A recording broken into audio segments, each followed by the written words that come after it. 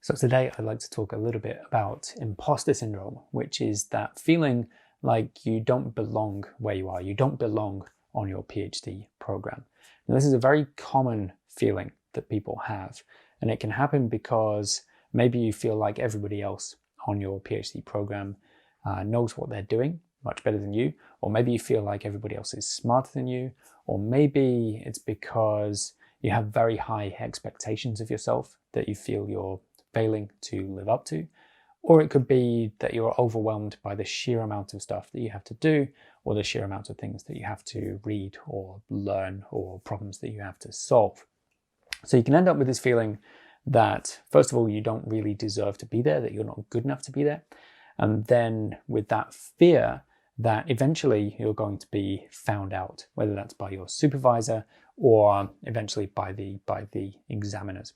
And this fear, it can become all-consuming. It can affect your ability to do the work because you don't want to take the risk of being found out. So that means that you don't submit any writing. It means that you don't present your work in any way. It means that you don't take risky decisions that might ultimately be wrong. So the way to avoid being found out is to simply not do anything that might allow anybody else to assess your work. So it can be utterly paralyzing. But even though in the short term it helps you avoid being found out, in the long term it makes it much more likely that you'll fail. So the thing that you're worried about actually ends up being the thing that you're drawn towards. So what can we do about this? I think, first of all, the first thing to think about is that you're not really an imposter. You're not trying to fool anybody. You didn't try to trick anybody to get onto a PhD program. You genuinely wanted to do this and you did your best to get on. Real imposters, they don't feel bad about it, right? They're trying to hide who they are and pretend to be something else, right? So the first thing is just not to feel bad and to try and assess the situation for what it really is, right? You're not trying to pretend to be something. All it is that you're not confident in your ability to do the work. So you have the option of hiding that and just not doing anything, or you can embrace it and say, well, okay, what can I do in order to raise my ability to the level that it needs to be? What can I do to improve my skills and my confidence in whatever areas I feel deficient in?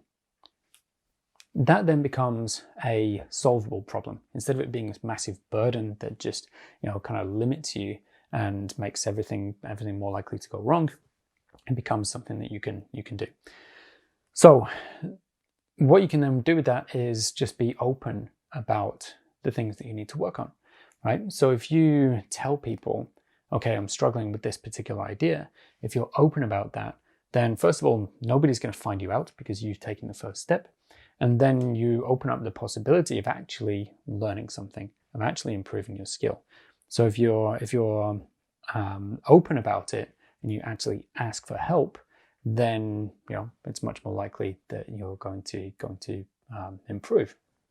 The other thing to think about is to not obsess so much over where your weaknesses are, but to remind yourself of what your strengths are, and try to push those a little bit further forward.